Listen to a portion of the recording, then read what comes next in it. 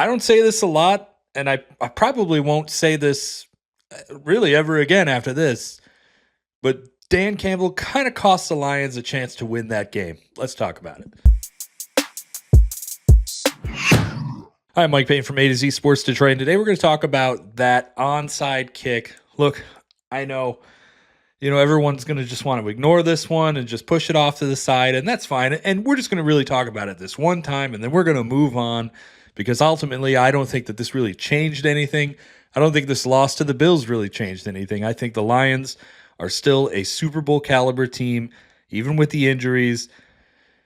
I look at their offense, it's just unbelievable. While the Bills put up 48 points, they also allowed 42 points on Sunday because the Lions offense was clicking, and they allowed 40 points the week before that.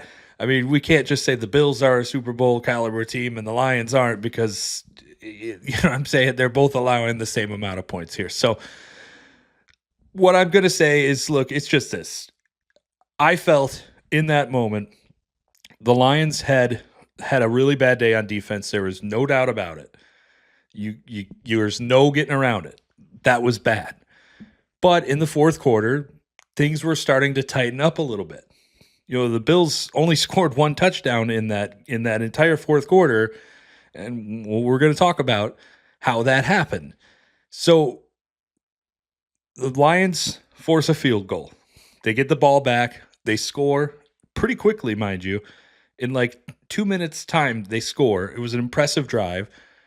Instead of kicking the ball down and having the Bills try to go the length of the field, which, hey, look, they very well might have done that.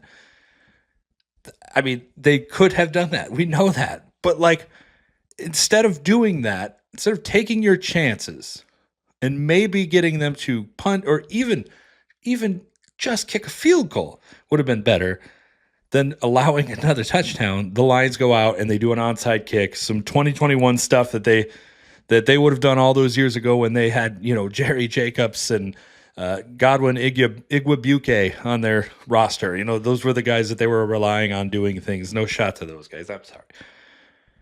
Instead of going the length of the field, they do the onside kick, and 1 in 10 chance that what actually happens. But you have to be aware of that 1 in 10 chance that there's, that they could grab the ball and run it down to the 5-yard line. That happens. It's not the first time we've seen that happen this year. We've seen other onside kicks get returned this year. For one of them was for a touchdown. Now, I can't remember what game it was. You can look it up, do your research, I guess, on that one. I probably should have. But the point is, you got to be ready for those things. And even if, let's just say they kick the onside kick and the Bills just lay on it and that's it. That's still, it just felt like giving up in that moment. And that is something we never see Dan Campbell do. And, we have never seen him go out there and say, hey, look, my defense is bad. Let's just see if we could try something. If they would have got it, it would have been awesome.